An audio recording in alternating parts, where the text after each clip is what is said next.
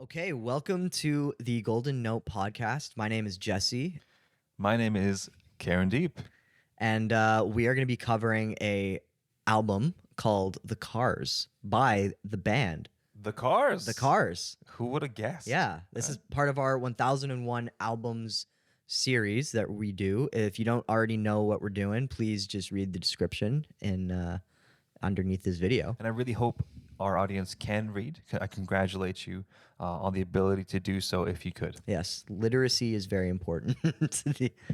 um, so, without further ado, The Cars by the Cars. It was released in 1978, towards the end of the glorious 1970s, I guess. I don't know. I didn't live during the 1970s. Yeah, me neither. I've heard people kind of liked it. I heard there was a very interesting choice of recreational ingredients, you might say. Yeah. Some substances going around at that time. Not that substances don't go around at this time. What else happened in the 1970s now that we're on that? I don't know. Some good times. Oh, the architecture. I was going to say the architecture was really bad. At least Yeah. in Canada. Yeah. It's like, what did they call it? Like Gothic.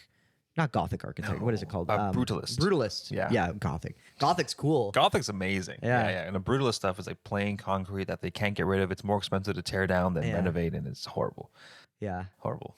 So, anyways, we're just like yabbering on about not the album. Let's get into the album. Yes. Okay, so it was released in 1978.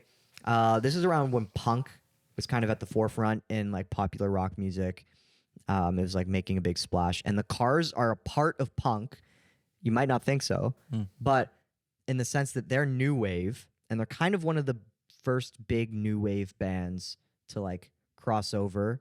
Kind of like Devo is kind of like a new wave band, Yeah. where they like have rock elements, but they do have like a fast paced punk element to them. And their songs are not 10 minutes or 8 minutes like the Led Zeppelin album that we talked about recently. Physical Graffiti, great album. So this is kind of like the progression of punk music from being like very just like noisy, fast paced, like rebellious music into being a bit more pop centric. Actually having like a good chorus, being a bit more cleaned up, but still taking the ideas of like being fast and being to the point, and kind of being weird. Yeah. Yeah. Weird, definitely. Yeah. So before we get more into it, you might witness a fight between Karen and I here, because before we recorded this video, we've been recording some other videos, and he was like, "Oh yeah, there's definitely one album that I have a lot to say about," and he already told me it wasn't. Yeah, so I've narrowed it down, and I think it's gonna be this album, which makes me very, very upset. I've got some hot takes. Oh no. Takes indeed. So yeah. Anyways, you can guess by my reaction, I like this album a lot. So Wow. you're gonna see some conflict. This is gonna be good. Okay. So yeah, that's the context. 1978, punk stuff's entering new wave. The Cars are becoming one of the first new wave bands. We got Rick Ocasek is the main lead singer. Apparently, he was 34 at the time this album came out. Wow. Which is like, That's in the old. music world, in the rock world, it's kind of old. Wait, is this the singer that you just mentioned? Yeah. The Wow. lead singer is like 34. They have another guy who's like takes on lead singer roles as well, but he's not like the band leader. I think his name is Benjamin Orr. And he's got a really powerful voice, whereas Rick has more of a like thinner voice that you hear on like Good Times Roll and stuff like that. So, anyways, that's kind of interesting. They were in bands a lot before this one. This is the first band they were in that like really popped. Yeah. Okay, let's talk about the album itself. Let's talk about the album artwork. Yeah, let me pull it up right here. This is Yes. classic. This is another album I grew up with. I like the album artwork. I think Kind of it's looks pretty like cool. that.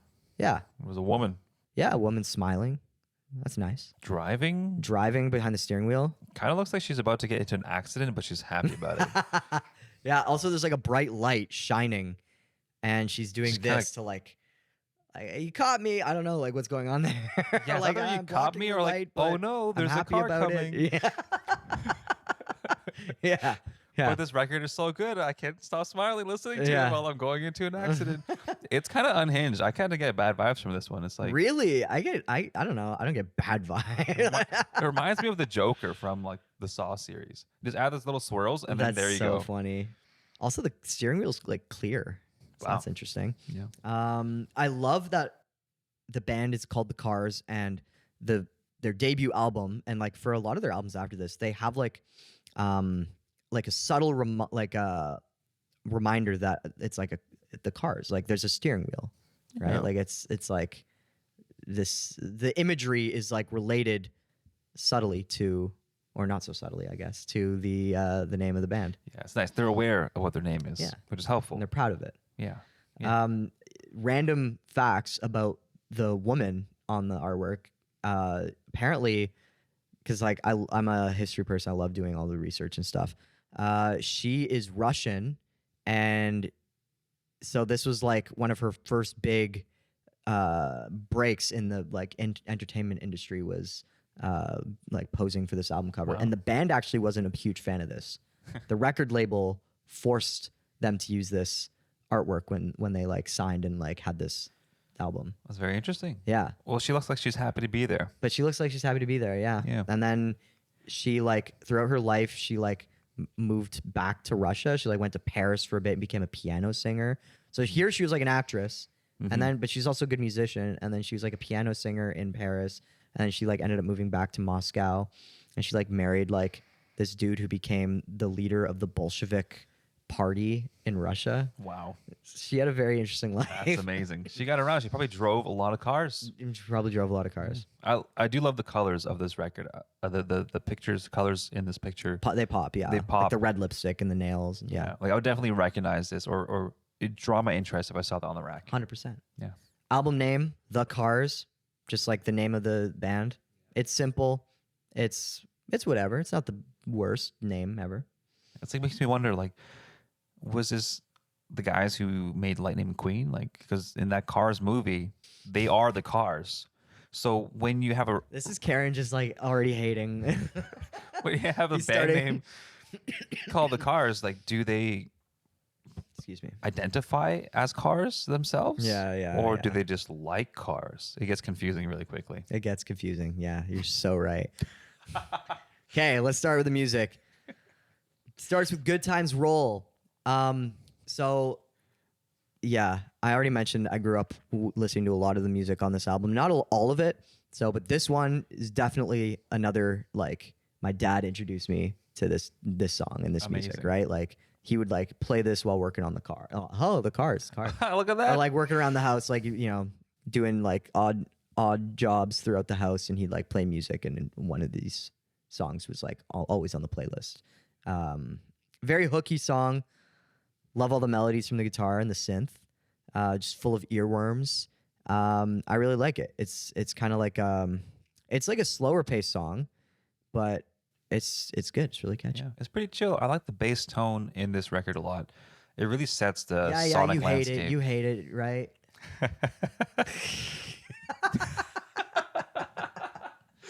Sure. You're Yeah, taking yeah. this stuff real personal, eh? Actually, though, I mean, I wrote this Yeah, before. I'm kidding. In terms of, so I like the bass tone. I'm trying to be serious for once. He's trying to collect himself after I just attacked him. I got a few things to say that are probably decent. Bass tone is great. I think the sonic soundscape of this record is really well established in this first song, and it's a pleasant modern sound because that low end is a lot tighter, a lot more full. And so at this age, so it was a 78, I think. Yep. 78. It's nice to hear good articulate bass in a record. Yeah, for sure. Yeah. That's kind of the meme, right? Where it's like you can never hear the bass. It's like always in the background, and they're Yeah. never noticed. Underrepresented in the mix. In contrast, nowadays we have EDM where it's like all bass, Yeah. but we can actually reproduce that bass. The only downside is that you might just like your heart skips a beat. It pumps out all the air in your lungs if you're at an EDM concert. So there's physical effects to actually hearing the bass. Yeah, exactly. All right, move on to My Best Friend's Girl. Another classic. Grew up listening to this one too. Love the hand claps at the beginning. There's some cool country western guitars after the chorus, which like really make the whole thing like I don't know. I just love all the thought put into all these songs and just like all the little earworm moments where they're like, oh, maybe we can add this or like maybe we can do that to like keep the song interesting, you know? It's this song especially like for a lot of these songs, this is like a common theme for me. It's just like you can't help but tap your foot to the music, you know? It's just like constant bops, right? And everything about this song for me screams charisma. I just really like this. Really? Yeah. That's interesting. Yeah, it's great. I mean, okay, obviously the message lyrically is like not good, It's but not like, great, but yeah. like the sound, everything related to the soundscape screams charisma, and like I guess even the lyrics, right? The lyrics are like they are gonna grab your attention, That is true. right? It caught my attention, but in a different way. Okay, let's hear it. I wouldn't say charisma exactly, but this was really cringe. Dang, Demonstrated dang. demonstrated highly avoidant tendencies. The character or the singer's role in this song was like using this as a coping mechanism for his trauma of losing his girl to his best friend. So huge beta energy. And it was like, I can't believe you're jubilantly, joyfully singing about this. Like, this is something you don't sing about in this way. Like, you got to be struggling You're just being honest. to, I mean, honestly, avoiding like the pain, the suffering of like the mental gymnastics. Being you have. vulnerable in this song.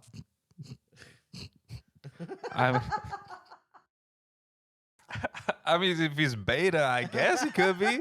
Woo!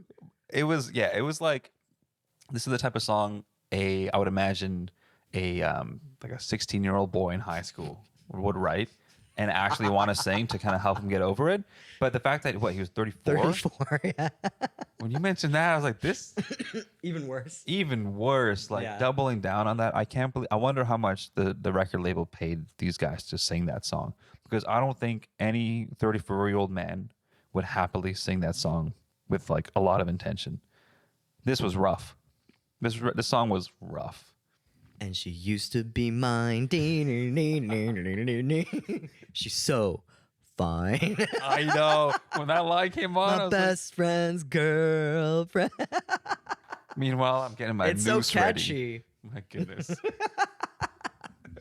I guess, yeah. When you really like zone in on the lyrics, it can be. You don't think about it. And You just don't usually think I'm about not the the kind of lyrics. guy to like actually really tune into lyrics, but this song I just couldn't. Yeah. My brain could not ignore that. Here she comes again. She's dancing beneath the starry sky. Come on. You can forgive the lyrical content when the song is that bopping. It's a bop. I'll give you that. Yeah. But it's not a bop I would want to bop to. Okay, fair enough. All right, yeah. See, when that song was just always around for me, so it's just like I didn't even really think about the lyrics that much. That's how they groom you into thinking that this is okay.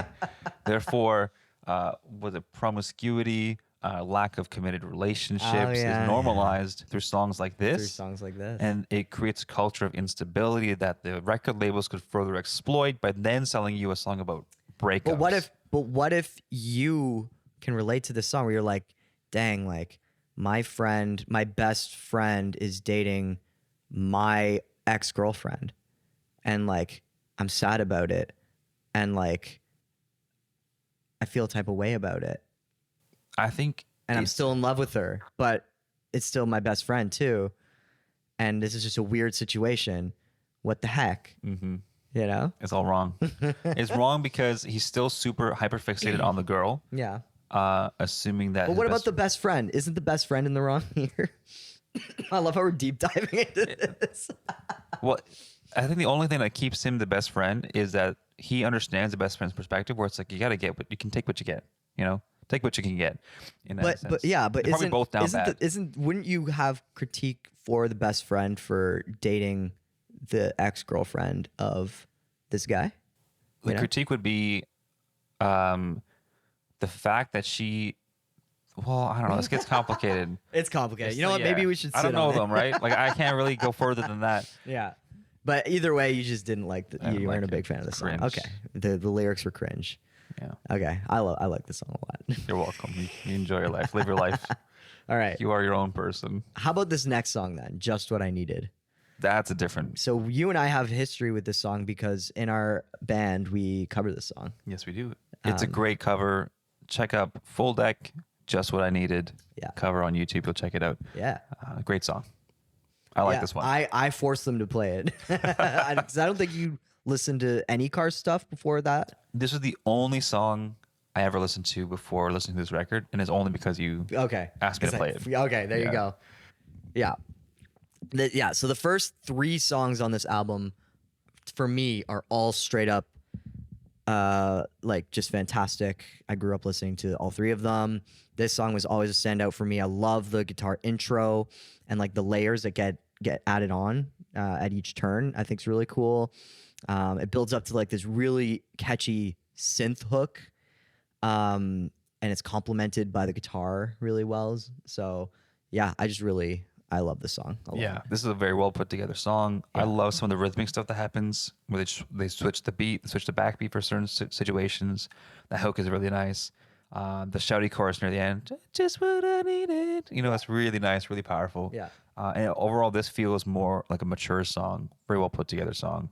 Content is great, and especially this song coming after the previous one, very stark contrast to me. Okay. Yeah. There you go. That's so funny. Yeah. Yeah. No, the chorus is great. Brings it all together. It's very anthemic, like a little bit anthemic. And yeah, it's just so well crafted. And the drum backbeat Yeah. as well. It's cool. You know? Yeah. And the outro synth riff at the end is just like chef's kiss. Yeah. Yeah. Yeah. Honestly, the synth in this whole album just like makes it. It's yeah. just so good. Surprisingly, actually. Yeah. Yeah. Yeah. A surprisingly good use of synth because a lot of times that can go wrong using a lot of synth. This next song, I think it went wrong. Okay. Yeah. It's kind of a wonky song. Yeah, this one's weird. Yeah. Very weird. But I kind of liked it. Oh, I'm glad you liked it. I was like, Good I've for never. you. So this is a song I'd never heard before. And I go into, I went into it. I was like, this is wonky. This is weird. It really reminds me of Devo. I don't know if you've ever listened to Devo. Not but really. They have a really weird kind of wonky side to them. A lot less pop appeal. But you know what? Maybe we need a break from the bangers, you know? Not every song can be a banger. I highlighted this one red for it being trash. So It's okay. Hold on. Let me state my case.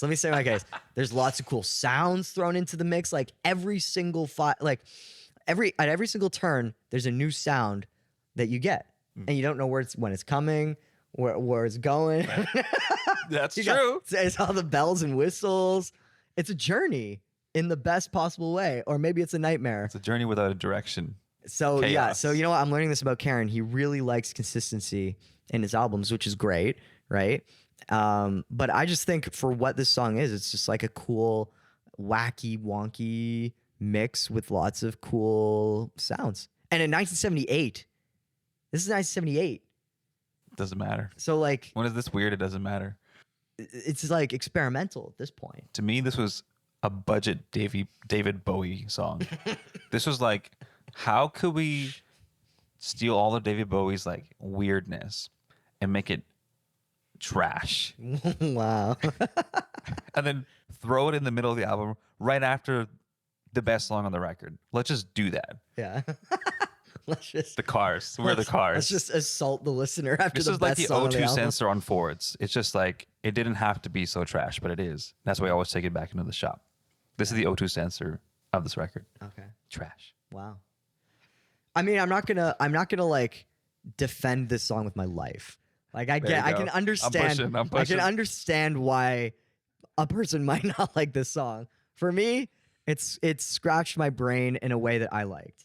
For Karen, it scratched his brain in a way that felt awful. And I get it. I understand. Not everyone feels the same scratch. And it takes a enjoys lot it. to scratch my brain in the wrong way because there's only a few brain cells in there. And so it really was very specific, Nice. very targeted.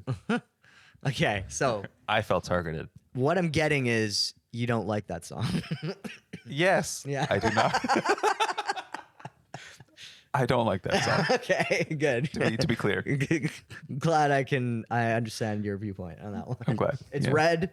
It's not a good song. Okay. Perfect. Let's move on. Okay, I didn't know that. So next time I see something highlighted red on there, I'll know. Yeah. Don't Just Stop is the next one. More of a banger for me than the last one, in a traditional sense. It's still reminding me of Devo. It's got the new wave sound. Didn't really stand out to me a lot. So like for me, this might be a skip, but I don't know. It wasn't horrible. This one felt like a youthful boogie woogie type of song, and I guess it played off the second one where it was kind of, about the friend and the breakup kind of thing. Yeah. I think the whole vibe of this record with this youthful energy, with that in mind, is like prom, like high school prom type of stuff. Like Okay. you want to put this record on when you're getting ready for prom, but like back in the day, Yeah. getting ready for prom. Yeah. Not in 2025. Nah, not nowadays. It's just like, Yeah, I was gonna say, what's the equivalent? oh, I mean, if you're cool, Pink Floyd, Dark Side of the Moon. If you're not cool, it's the radio and a bunch of substance. Because okay, Substances. oh, gotcha. I was gonna say because you don't like this album, so it's like the Right. equivalent of an album you don't like from today's standard. Oh, sorry. I was thinking about like what record you put on when you're getting ready for prom. Oh, okay, yeah. No, Today's standard. that's so funny though. Yeah, I could see why you'd make that. Why you have that visualization of like, yeah, it's just like, and you're in your teenage years in high school and you listen to this album. Yeah. Yeah. And it's all more weird because the guy's 34 when this came out. Yeah. So I was like, well, I don't know what they're doing. Yeah. Okay, next one is You're All I've Got Tonight. So again, lyrically, I guess you're not gonna like this one. This one gave me weird vibes too. It was like basically like, yeah, you're all I've got for tonight, so I'll be with you. But that's it. Like My one note was, I have nothing else going on, so yeah, might as well. yeah. Well, you're all guess right. you're I guess. okay. You're here. Yeah. Yeah. It's still a catchy song though. Yeah, and the catchiness of it, it comes from this like teenage horniness. I think like it's a horny record in Okay. like a weird perverted way. Yeah. And my only note for the song was kind of horny. It's like, what am I listening to? I had to skip it after the halfway. I'm like, is this all they've got? Because I don't want what they've got right now. Okay. Yeah. Okay. Gotcha. Yeah. No, like this one's probably a skip for me too. Not really big It was into it. not Spoon. Although the harmonies are kind of cool. Background vocals. It's reminding me a lot of Queen. It's very Queen-esque. Yeah, I can see that. That's cool. It moves on to Bye Bye Love. And this is the song for me that when I started listening to it, I was like, oh, there's another singer here. Like this singer sounds different. And that's when I kind of like read more about like how they have like Rick Ocasek and Benjamin Orr. Yeah, those two guys. So yeah, so the more like this song has more like confident singing in it than the other ones, which I noticed. And yeah, I like this one. They bring it down in the pre-chorus and they change the dynamic and make it really soft before going into the chorus, and I really appreciated that kind of change in dynamic. Yeah. Yeah. I thought when that change come, I felt like it was a little tacky, like it was a little abrupt, a little kind of out of place in a way. But I did like the song. It was kind of fun. It was a fun overall, and felt settled.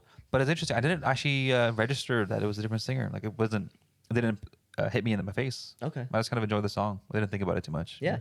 Yeah. Interesting. It's a good catch. Thank you. Yeah. So, but yeah, once again, like, I don't know. The first 3 songs of this album were like the really good ones. Nice. And then it's kind of like tries some interesting stuff. Some of the stuff is like, it's nice, but it's not like, it doesn't stand out too much. Moving in Stereo is a weird one for me. It starts off with some really crazy panning of the vocals. And to me, that just screams like dated. Like, we don't do this anymore in modern recording in 2025. Yeah. So yeah. So when a song is like experimenting with like just like off the charts panning from like left to right, that's like, yeah, you're in the 70s. You know? Yeah. Because people did that for like 3 or 4 years in the 70s and everyone was just kind of like, yeah, this isn't actually that cool or good or like, enjoyable. We can do it because we can do it. Yeah. But then after a while, I was like, should we be doing this? Look at this knob. That's how I felt when I went into the studio. Technology. All these buttons and knobs. This one lights up. Yeah, yeah. Boop. Yeah. Send it. Yeah, Print. exactly. So, but I guess it's ironic because they're saying like moving in stereo, but then they're doing all this crazy panning to make it seem like it's mono. Because then it stops and it's just like you have some instruments in your left ear and then other instruments in your right ear, and that's just like you're listening to like an original Beatles recording from like 1963, Yeah. right? But that's not what stereo. That's mono. That's not stereo. Yeah. Well, Yeah. stereo is left and right channels, so technically it is, but it's like not Forced forced. left and right. It's like individual placements of instruments, but not in a pleasant way. It doesn't take advantage of the space. Yeah. It just now you're here. Yeah. Yeah. That's what mono is, right? In a way. Yeah. But mono is actually everything summed into one, so it's equal levels in both channels. So it is still stereo. This is still stereo. Oh, okay. Okay. But mono is the final output is only one channel. Therefore, everything's summed in one, and therefore it's equal amounts going into both cans. So what is most modern recording now? Most modern recording is usually still in stereo, but now a lot of it's spatial audio too. Okay. So it's like 11.1, 12.1, whatever. Yeah, but okay. So I wasn't incorrect with I said the Beatles were mono, right? That was still stereo, actually. Really? That's still stereo. What's like a good example of mono recordings? Probably before the 50s. Before the okay. Yeah. Oh, okay. Interesting. All the old jazz records. Old big man stuff, mono. Yeah. One microphone, giant room, mic placement, the one mic placement, just one microphone basically. Right. Is how it sums up. Sometimes two, and they sum it down. But yeah, mono is just like one thing. Okay. Yeah. The more you know. The more you know. Nice. Cool. Well, I hope you enjoyed that aside about stereo mono from this is our like our music geekiness kind of shines through. You're welcome. You're welcome. Yeah. Okay. And then the last one, all mixed up. This is a cool transition from moving in stereo. For me anyways, like it kind of just seemed like a very like intentional transition between the two songs. I love the ending chorus with the backup vocals and the tension, and then there's like cool saxophone solo at the end as well. So I really liked it. In general for this album, sorry, did you want to say something about this specific song, All Mixed Up? Did you have any notes? I got one word. Do my lame. Lame. Okay. Why? It felt boring. It felt boring. like a tail end, low energy, strange to me. Yeah. Yeah. Oh, Dude, I gotta say, I had a great time listening to this album, but like now going through it and like reading my notes and just like talking about it, did I actually have as good of a time as I thought? Maybe your critiques are like rubbing off on me. I had a great time. I really liked it. There was 9 songs. It was to the point. The first 3 songs are just like absolute bangers. And then it was interesting hearing like songs by them that I hadn't heard before, and kind of like mapping on that familiarity onto new songs. So yeah, I don't know, like despite the fact that I probably wouldn't add most of the songs I don't know on a playlist, I still enjoyed my listening experience. nice. I felt that But was you didn't. a bit of a chore, just because I think from my perspective, because I knew just what I needed. In my head, I was thinking, great, the rest of the record's probably gonna be songs like this. That song was great. It's gonna be like that. Listening to the whole record front to back, just what I needed was a one-off. Unfortunately, that was, in my opinion, probably the most solid song of the record. However, moving in stereo, there was one bass break that happened, and that was like somewhere like maybe a third in, and that was really cool, but it wasn't redeeming enough for the whole record. So everything else felt not coherent. A lot of cringe content matter. That's still I'm kind of salty about. So it was. I felt a little. What's the word? Disenfranchised going through the whole record from what I knew going into it, which is just the one song. Okay. Yeah. Yeah. Well, I can respect it. I get it. Hearing your perspective, I was very defensive at the beginning. Yeah, you were. We were about But I to get take it this now. outside. Yeah, I was. Yeah, but we're good now. Okay, I get it. Look at that. All right. So with that being said, final scores. I'm gonna give it a 4. Holy I'm gonna moly, afford. ravioli! I still really like this album at its core. I think it's a very solid album. Give it a listen. It's like songwriting wise, I don't know if I mentioned this yet, but just in general, songwriting wise, it's really good. I think like at least from the melody perspective, Everything is melodic and catchy and earwormy. I know that's kind of a weird word to use. People use it all the time in music. Yeah, it's a great album for melody, and I love melody. So if you like melody and having catchy songs, definitely give this album a try. Just What I Needed. I agree. It's probably the best song on the album. I think it's the best song on the album. And so just for that alone, you should listen to this album. Now, yeah, you tell us. Give us your score. I won't be defensive. Before I give my score, an observation. So it seems like you like earwormy, catchy stuff, eh? Yes, very You much like so. the colorful candy that they sell you at the front of the store. I do very much. yeah. Amazing. I have a place in my heart for accessible music that's poppy.